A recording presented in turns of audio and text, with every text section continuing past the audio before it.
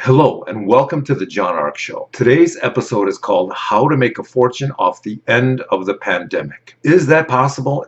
Is it possible that people can make a fortune off the end of the pandemic?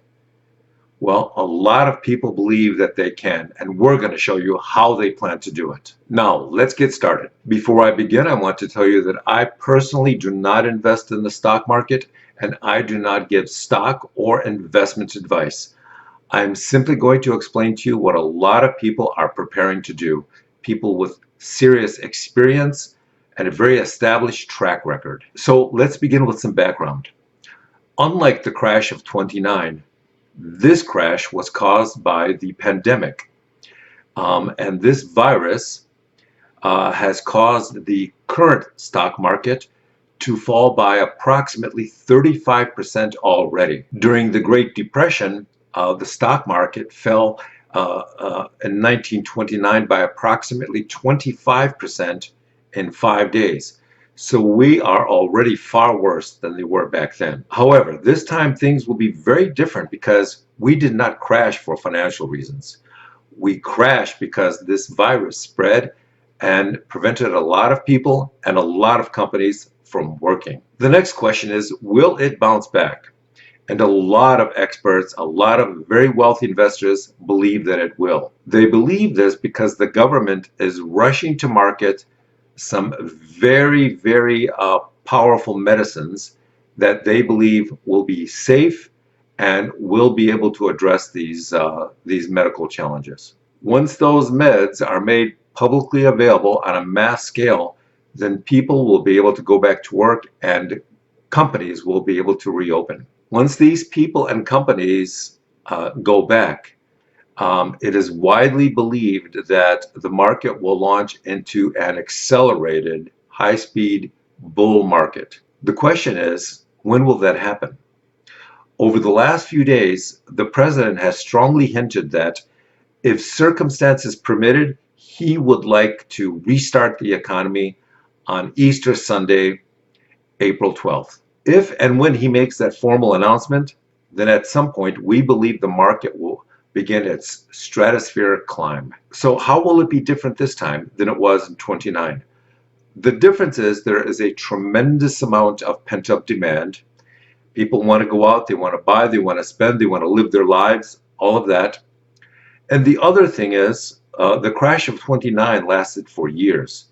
This crash could theoretically be over very quickly once people begin to live their lives, work, once companies go at it again. All of that will happen in a much more compressed time frame. The other thing that will be dramatically different this time is that hopefully within weeks the American public will receive government checks, government direct deposits into their accounts, billions of dollars, which they will hopefully go out and spend. And when you infuse the economy with that magnitude of funding, then that'll kickstart things very significantly. When that money gets pumped by consumers back into the economy, we believe that it will ignite the rise of the stock market very quickly. A lot of people believe that if people go back to work as hoped, then the economy will roar back and break new records. So the question becomes, how do you make a substantial amount of money off this anticipated revitalization of the economy? Well, I'll tell you, a lot of high-level investors are going to be purchasing what are known as call options. Call options are what you buy when you anticipate that a stock will rise in the future. When you buy an option, you're not actually buying the stock, you're buying the right to sell that stock at a future time. And if your bet is correct and that stock goes up in price, it is a great way to make a lot of money. Now, as I said previously, I don't invest in the stock market, and I don't think anybody else should unless they're prepared and financially capable of losing all the money that they invest in the stock market. That is your only guarantee of well-being.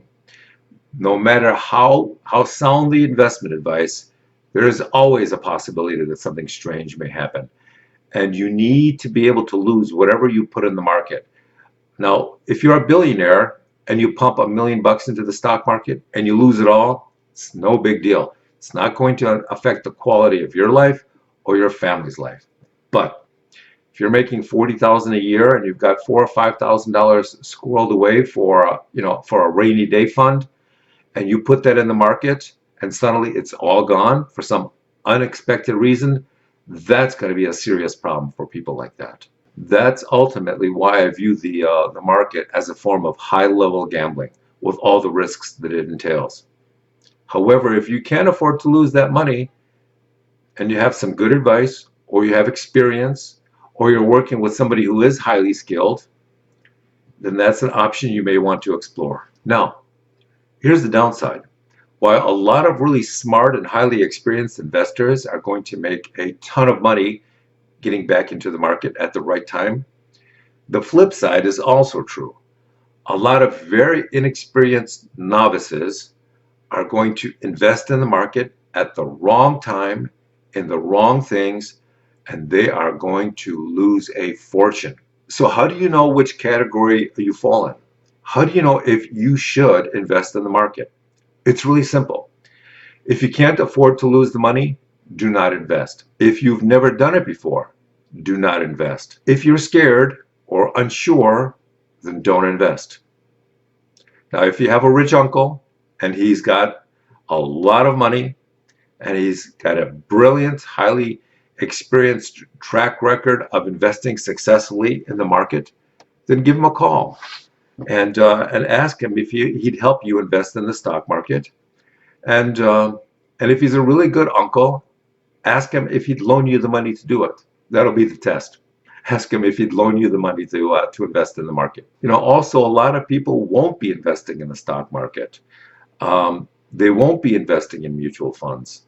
And the one thing a lot of those people have in common, actually two things. One, they won't be getting rich. And two, they're going to sleep like babies at night.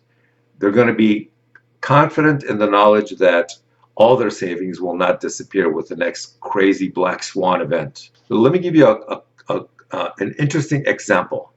Netflix versus Disney. Now, Disney was one of the largest companies in the world, a tremendous asset portfolio. Motion picture studios, television stations, theme parks, all sorts of businesses and assets and buildings all over the world. Stock price was soaring. They just introduced their streaming service. Everybody thought that Disney was going to be doing great. When the pandemic hit and the parks started closing, and Disney took a tremendous hit, and their bottom line and their stock price has suffered substantially. Now, Netflix, on the other hand, has benefited. More people than ever are staying home to watch Netflix during the pandemic. So what happens? Netflix is now worth more than Disney. Their market cap is higher. Think about that. They're both in the entertainment business. They both produce content. One soars, one spirals downward out of control. Now, when this is all said and done and the dust clears, both Disney and Netflix are going to do extremely well. They're probably going to break records and make more money than ever. But at this point in time, who would have thought that anything could damage Disney the way this pandemic has? You just never know. That is the tremendous uncertainty of the stock market. So keep that in mind whenever you're investing in anything.